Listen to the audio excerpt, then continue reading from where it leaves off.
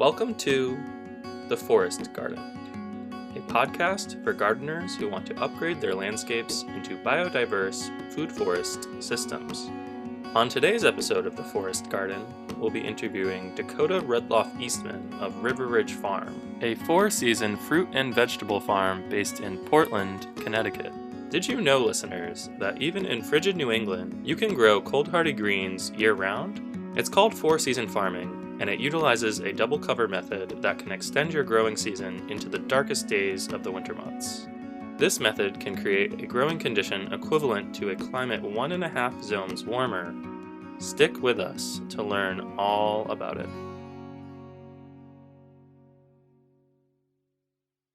Dakota Eastman, thank you so much for joining us on the podcast. Why don't we start off with your brief personal background and what led you to farming at River Ridge Farm? Sure. Thanks for having me. So it's been a long journey to get to River Ridge Farm. I started farming in 2014 in Maine, which is where I grew up. And I started as an apprentice on Piecemeal Farm in Dixmont, Maine, which is where I met my husband, Matt. And we farmed a full season there, which was probably a 30-acre, give or take, mixed fruit veg farm, mostly vegetables. He's kind of known for his garlic. But we just had a really great experience there, really all-encompassing apprenticeship. We lived there, we ate there, we farmed there. The whole time we were there, it was just farm, farm, farm. So that's kind of where we got the farming bug. I joke that farming is a bit like a disease. Once you catch it, you can never get away. And so from there we moved. I moved to Park Slope in Brooklyn for a bit after that, and learned how to make kitchen knives. Super random. And then post that, I moved to North Carolina and was farming at Full Sun Farm while going to Warren Wilson for ag. But I wasn't feeling super challenged by the ag program at Warren Wilson. And it was just kind of really far away from my New England roots. And so then I transferred back up to Sterling College in Vermont, still with the intention of studying ag, but I kind of steered more towards the food systems side of things academically. I was finding that more interesting at the time. So I studied food systems and graduated with a food systems degree, but was still active on the student farm and was working part-time for Pete's Greens, which is a pretty sizable four-season farm in northern Vermont in the same town where Sterling College is. And Matt also took a job at Pete's Greens while I was in school, and we were there for a couple of years. And by that time, we were getting pretty antsy to do things on our own. We were searching for farmland kind of on and off with varying seriousness of it, kind of that whole time. And then I worked for Vermont Compost. And then I worked for Land for Good. So you see, it's quite a journey. But then we did find land in Western Connecticut. We were in Litchfield County for 2 years. And I can get into kind of the history of the kind of lease versus own. But long story short, that lease didn't work out very well. And so in our second year there, we were really finding ourselves scrambling to purchase a farm. And that's how we landed here. And for our listeners, here is Portland, Connecticut. Also. Yeah. But also Middletown, Connecticut, because of the farm stand? Yeah, all of our production is here in Portland. We have just under an acre of heated greenhouses. I never know what to say in terms of how much land we're growing on. I think in total, like the open space we have is about 15 acres. But once you part out the house and the roadways and the footpaths. Like I think it's more probably like 8 acres outside that we're farming. But yeah, all of our production is in Portland, Connecticut, and then we have a 4-season farm stand in Middletown, which is brick and mortar. We have a lease on it, and we sell everything we produce out of there instead of in Portland for a couple of reasons. The biggest reason is that we're kind of set back from the road a bit, and there is a farm stand and a family operated farm that has been here for generations right in front of us on 66. And so it didn't make a whole lot of sense for us to try and directly compete for farm stand traffic because we're just so close. So we decided to lease a space in Middletown, which is just more densely populated and a little bit easier to access. And it's worked out really well. We like being in both places. Yeah, the Middletown location is great, especially for, I mean, the walking traffic, although it is also sort of tucked away. It's next to, some of the largest attractors of, people who already know that things are over there, like Purgatory and Eli Cannons and whatnot. So I think it's a really great place in terms of walkability and getting folks that otherwise might not go to a farm market or like, just drive right past one on 66. Yeah, no, for sure. I mean, it does open up a whole world of, customers in Middletown that don't have, they're relying on public transportation. So we do have a fair amount of people walking to the stand, which feels really nice, or biking, or, you don't have to, if you live in Middletown, you don't have to have a car to get to us, which is kind of cool. Yeah, that really opens up a lot of food access possibilities. So yeah, why don't we dive into like you were mentioning, the land acquisition process, leasing, etc., and just how River Ridge Farm got started. And also, I suppose we should say exactly what River Ridge Farm is in your perspective. Sure. We are a 4-season fruit, vegetable, cut flower farm. And then this year we are starting to bring in a little more nursery production. So we're doing a lot of hanging baskets this year for the first time, which I've always kind of poo-pooed, but I'm actually finding them to be really fun.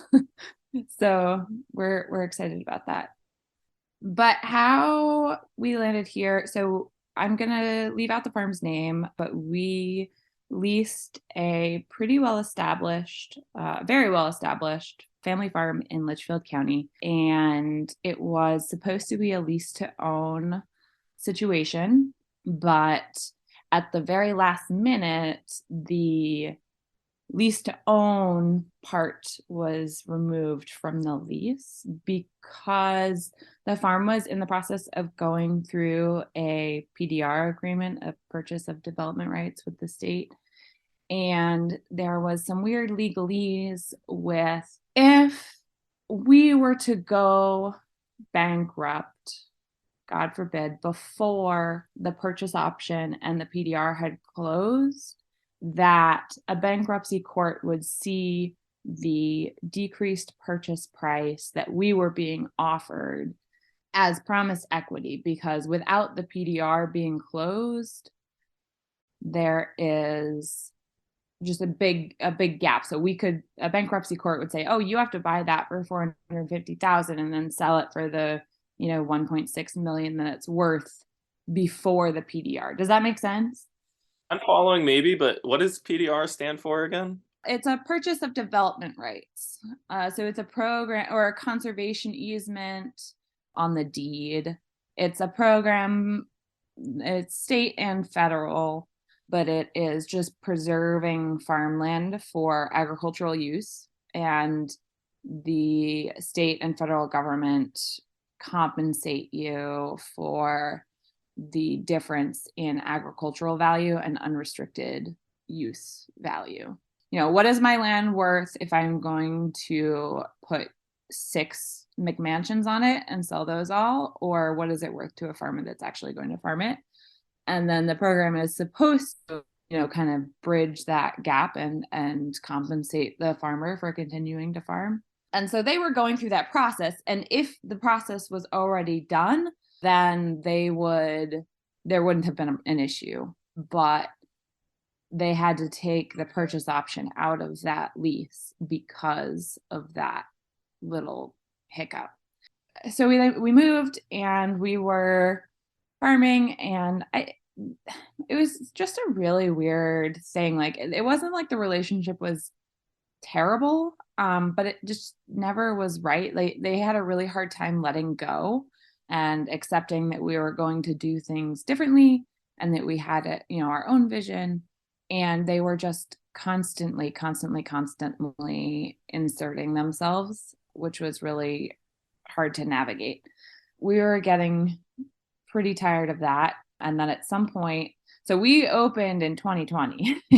We opened March of 2020 at that farm. So COVID was just hitting, and New Yorkers were just flooding to Western Connecticut, which was kind of great for us, but really sent the property values just skyrocketing.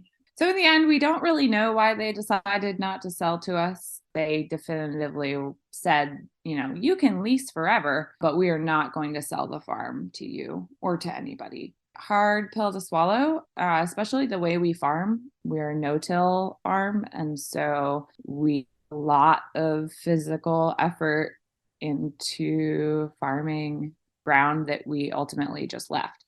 And watched be just tilled under, and just a completely different management style post us.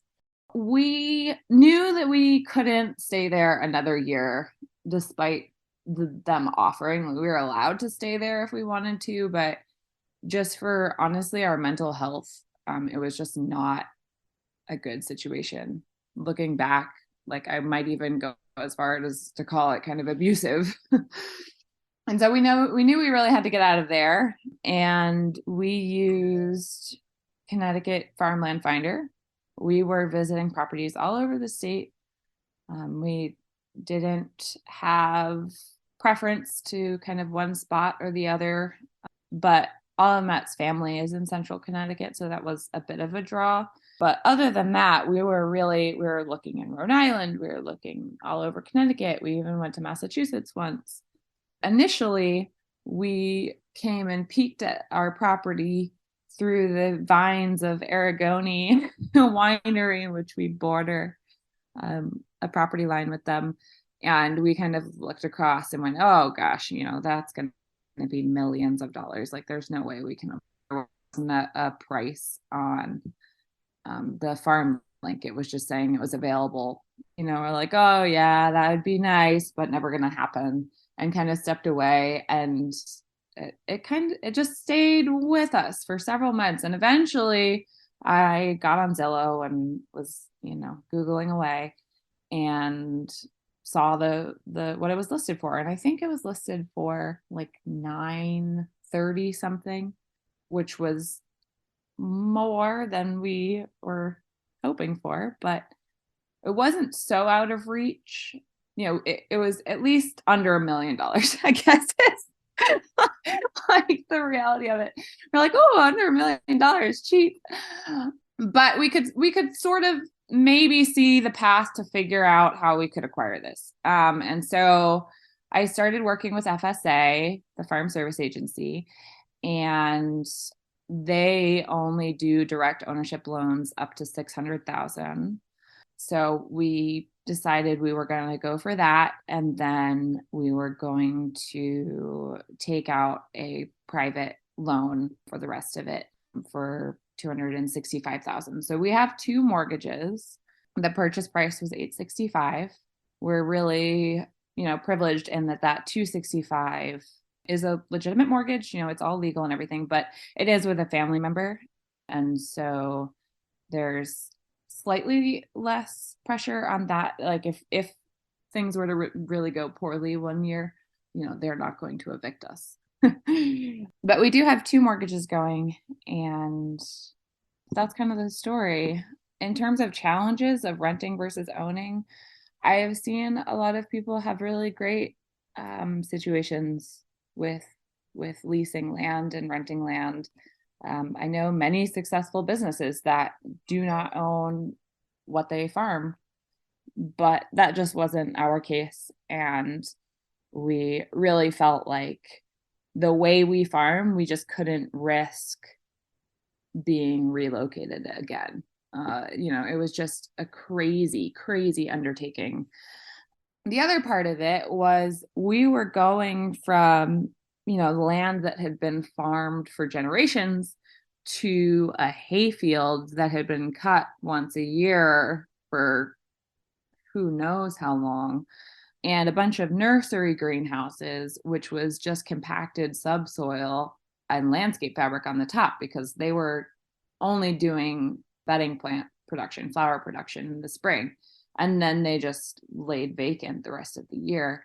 And so we came in and had to break up the sod, which is no joke. Breaking up sod, turning hay land into production is not for the faint of heart. Same with jackhammering subsoil and then we had to bring in 140 yards of topsoil and compost by hand into the greenhouses because the tractor only fit in one of the greenhouses. So one of the greenhouses we were able to do with the tractor, but it was tractor bucket by tractor bucket into wheelbarrows, wheeling it through the doors and filling all of the greenhouses. Really glad that we only have to do that once.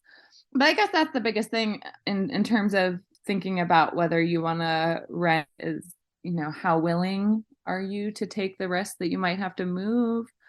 And I do think that we had a lot of benefits from leasing land first because it was, much more affordable. We had a really, really reasonable lease. And I can't imagine trying to jump our mortgages now. I mean, our mortgage is $55,000 a year, and it is paid in annual installments. It's a big, big commitment. And I'm not sure how we would have done if we had the first 2 years. Like in our lease, we only were responsible for 24,000, and that included was everything.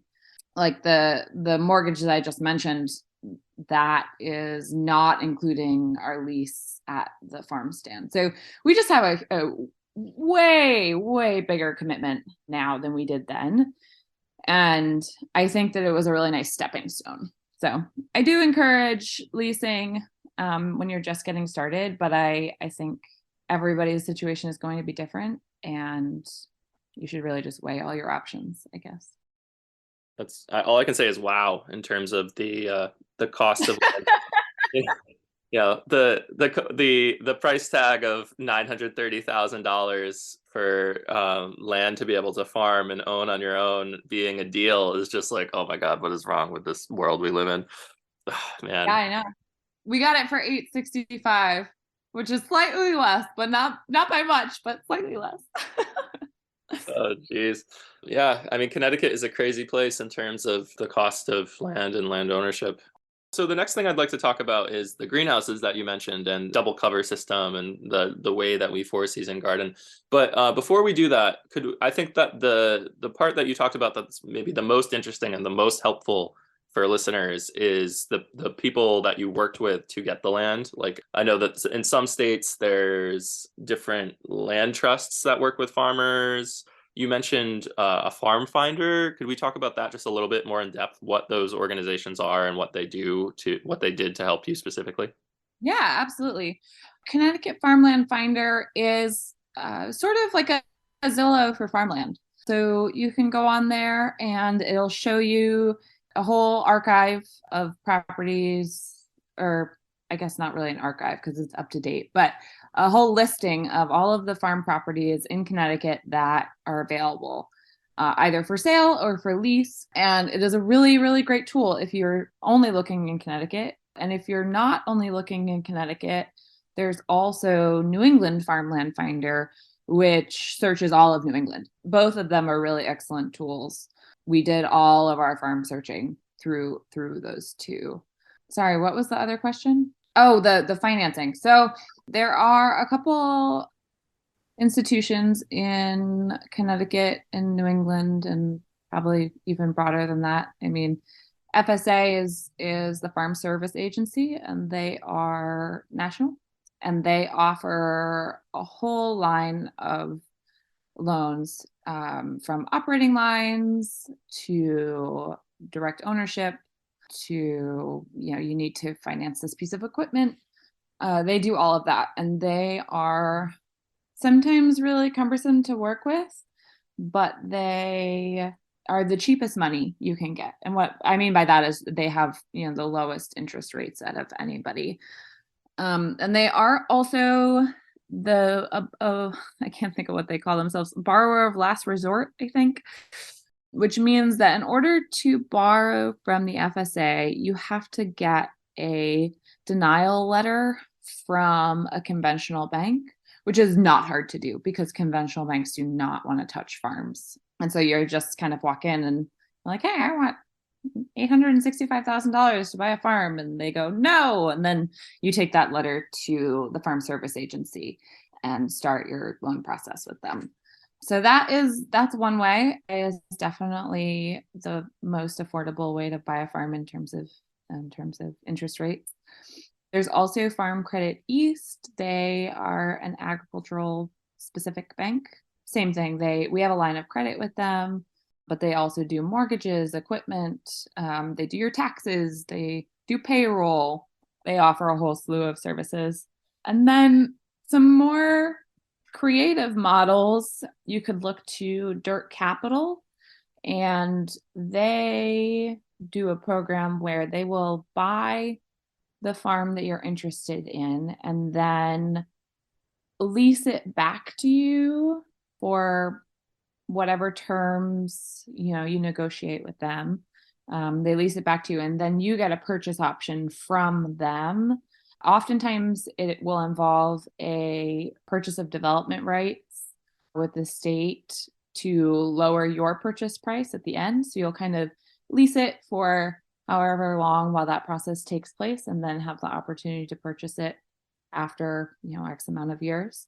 And we have some friends that actually a couple friends that went that route, and it has worked great for them.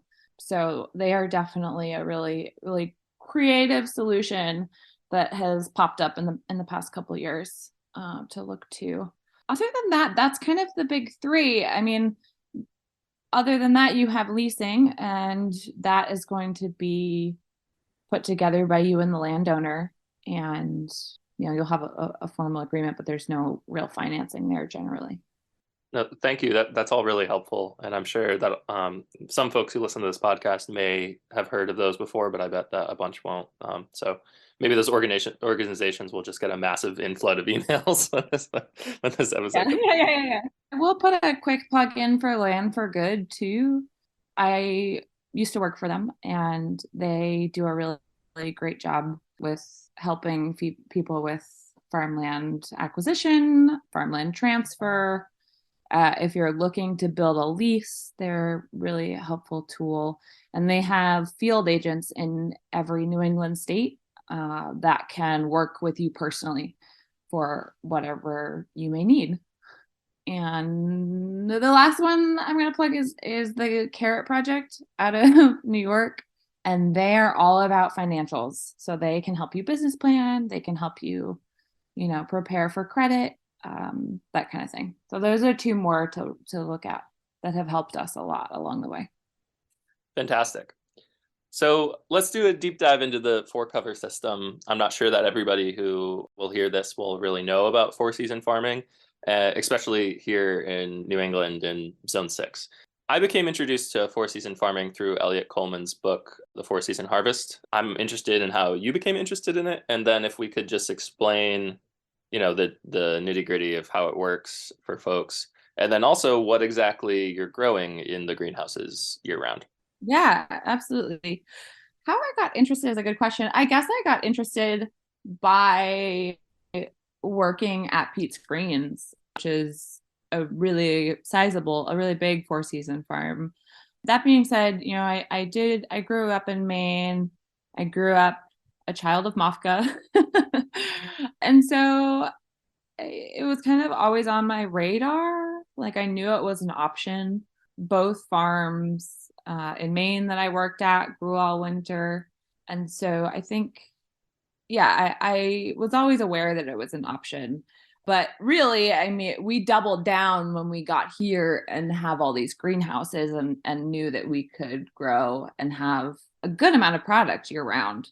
So that's kind of how we came about. Elliot Coleman, has done a great job of popularizing it, I think. Although there aren't very many four-season farms in Connecticut yet, which I find really surprising, just perfect for it. So four-season farming, it's just farming in the winter. So we are using greenhouses and row cover, but you can also use low tunnels out in the field. Just tons and tons of row cover will work for a certain amount of time. We have carrots and parsnips that we overwinter just in the field, but we have 12 greenhouses, which, let's see, 1, 2, 3, 7 of them we grew in the ground this winter.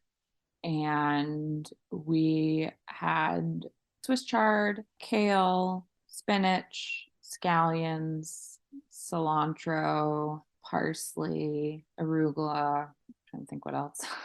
But like a good amount of stuff that you plant in.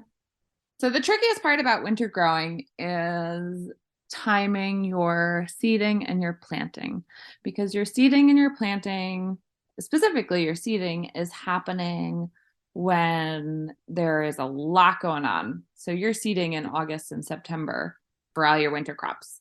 So it's really important to have that plan done when you do the rest of your farm plan. Last year, we did not do that, and we kind of learned the hard way when we were in August trying to juggle everything and also trying to put together our winter growing plan.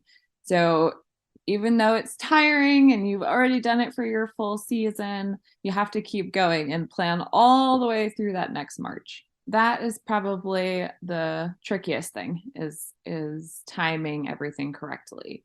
The way it works is you plant everything kind of October-ish, we did here, and then you let it grow and grow and grow and grow, and you don't touch it. We were only harvesting outside things under row cover until mid-December before we started harvesting inside. So you let everything get as big as possible. And then the greenhouse just kind of works as a big refrigerator.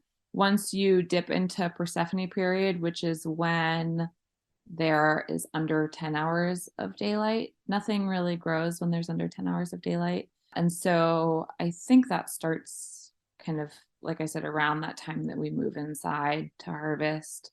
So you're just harvesting your stock. Nothing is regenerating. There's not much active growth. Occasionally, if you get some really, really sunny days, opening things up, venting, maybe you'll get a little bit of growth, but nothing significant.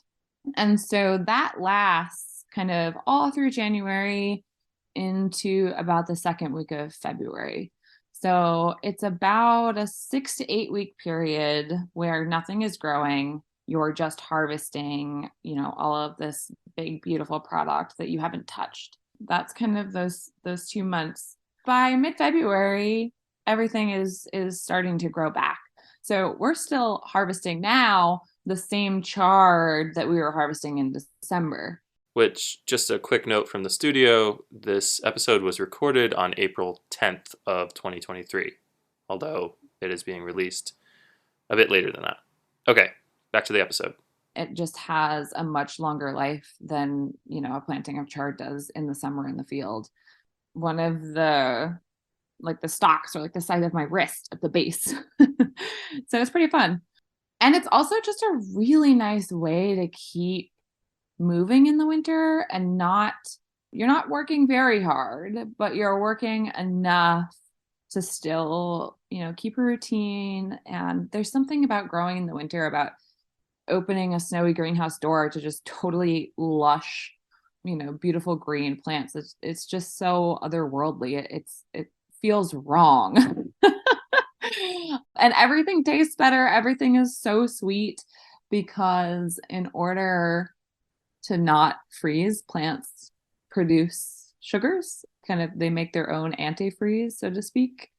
And so, spinach and chard and kale in the wintertime just tastes completely different than it does in the summer. I don't know. It's just really fun to be able to offer up local produce all winter. It's really still pretty novel, and people don't know that you can harvest chard here in the winter or any number of things. Another big thing is we use row cover or rime, which is this kind of blanket like cloth that comes in huge big rolls. And, we're uncovering and recovering pretty much every day unless it's really cold. We're running, fans to move the air through so you don't get too much humidity. So there is still management, but it is far less than in the summertime.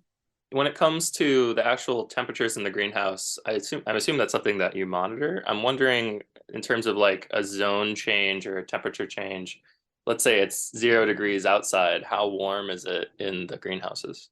Mm, it depends on how much solar gain. It depends on if the sun is out or not. If the sun is not out, it's going to be warmer, but it's not going to be too much warmer. I don't actually, you would think I would, but I actually have not ever really looked at that. I'm mostly looking at the monitors of what the temperature is in the greenhouse. I guess I'm rarely comparing it to the outside temperature. But it's significant. I mean, especially if the sun's out. I mean, if the sun's out, it can be 0 or below outside and above freezing or at freezing inside. And we are in a fortunate position where all of our greenhouses, because it was a nursery, they are all heated. So if it does get crazy, crazy, crazy cold, theoretically we could turn them on. Which if you're growing in an unheated tunnel, you're just gonna have to layer on more and more and more row cover. I think the lowest reading we had this winter was like -6, and everything was fine. It is just so surprising. You can go in there, uncover, everything looks dead, but if it's a sunny day, it perks right back up. It's like really kind of weird, and it takes some getting used to. I remember the first time Matt and I uncovered after a really cold snap, we were like, oh no, like we're done. Like it's dead. Winter's over. And then, a couple hours later, we went back in and we're like, oh, everything's fine. Yeah, so in that case, you're harvesting not like early in the morning when it's the coldest, but a little bit later in the day when the ambient temperatures are a little bit warmer and everything's a little bit happier to be harvested from. Is that the case? Yeah, you can't harvest when things are frozen, because you'll bruise them and then they'll pretty much immediately rot. So you have to harvest when it's above freezing, which in the winter can get a little bit challenging if you have really long periods of deep cold. You kind of have to plan, okay, well, I'm going to harvest, a whole lot because I don't know when the next time it's going to be above freezing. It does sometimes make wholesale a little bit challenging because you really have to be, this time of year, we're only thinking ahead, a couple days in terms of harvest. But in the winter, you really have to be looking at, the 10-day and really strategically thinking about when you're going to be able to harvest. And we still wash outside. We don't have an indoor wash and pack yet, or we have an indoor pack house and cooler space, but all of our washing still happens outside. So it is pretty gritty out there in January. So not only does it have to be warm enough to harvest, but it also has to be warm enough for you to be willing to bundle up in all the wool you own and all the neoprene gloves and all the fancy tools to be as comfortable as possible dipping your hands in freezing cold water in the dead of winter.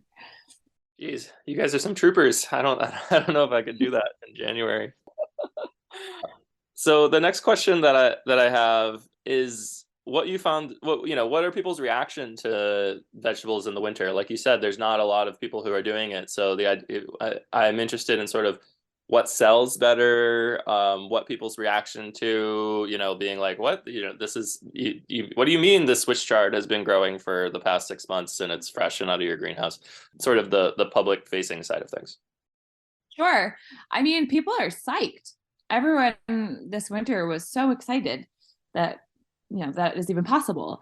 But the even better thing is that there is just simply no competition at all in terms of wholesale. We were wholesaling all winter and getting really, really fair prices. When you wholesale, everything's cut to order, so there's no waste. And so that was really great. I mean, I've been making jokes all winter saying, we're going to quit summer growing. We're just going to keep putting up greenhouses and only grow in the winter, which is a joke, but maybe not. Yeah, well, really well received everywhere. All of the co-op spot all winter, the food hub, restaurants. So we had a really great lineup of reliable orders and income all winter. On the flip side of that, the retail portion that we do, it's a lot of education, a lot of explaining, and also a lot of letting people know. I think people kind of assume, okay, you're open year round, but you can't possibly be growing this. You're getting this from somewhere else.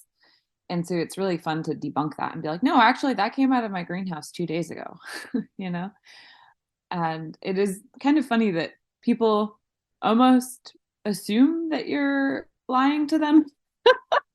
Like they don't ask clarifying questions. You have to be the one to be like, hey, that, we grew that. And they're like, you did. So yeah, no, I think there is a huge demand for it. I think people are really on board.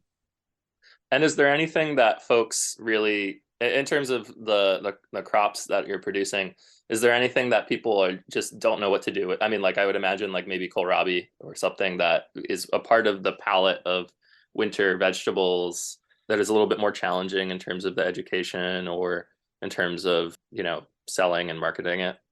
Oddly enough, we do very well with kohlrabi. People around here are into it. I don't know. Unlike any other place I've been, people here love kohlrabi and they love chard. I'm not sure what New York Times recipe author I have to thank for that, but thank you.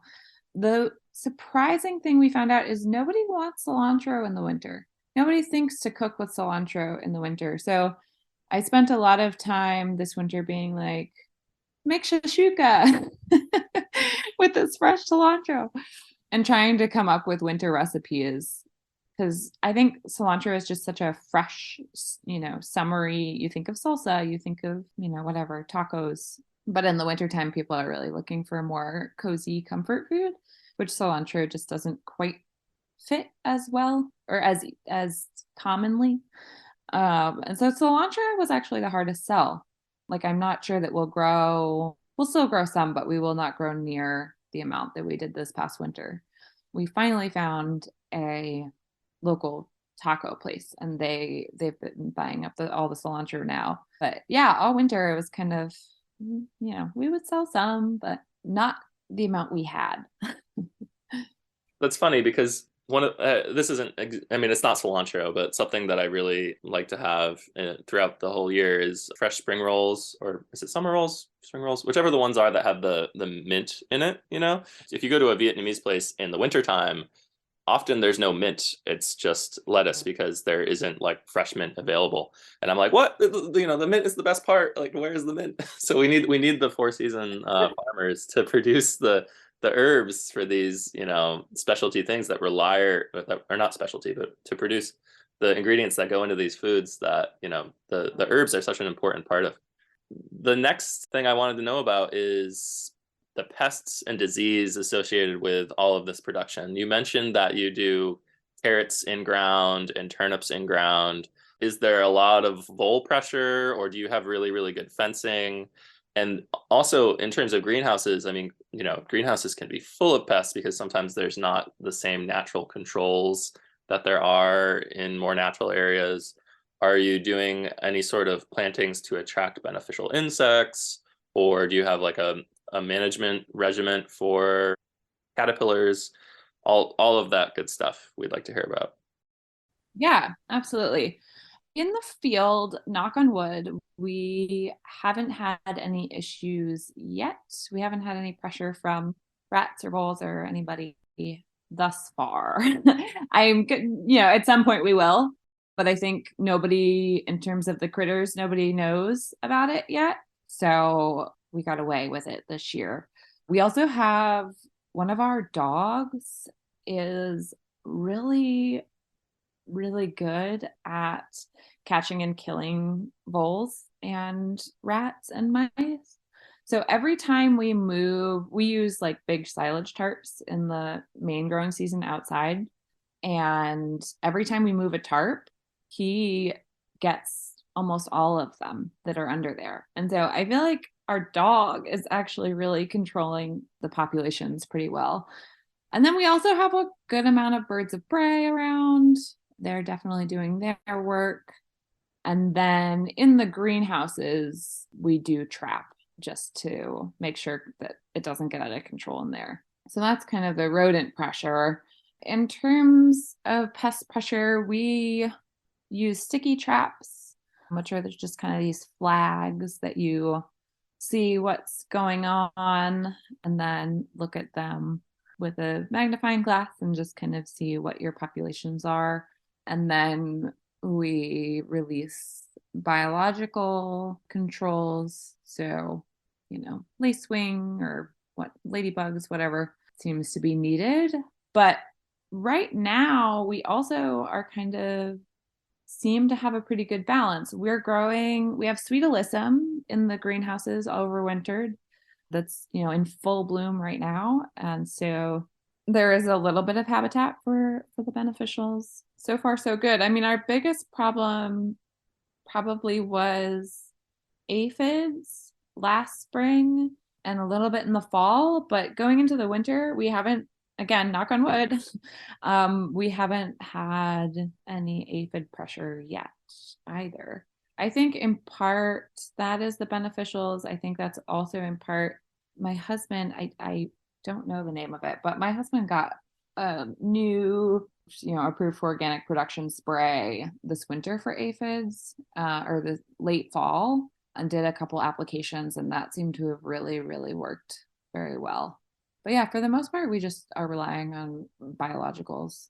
But the sticky traps really are your best tool because that really lets you see what's going on ahead of having a big outbreak. Very cool.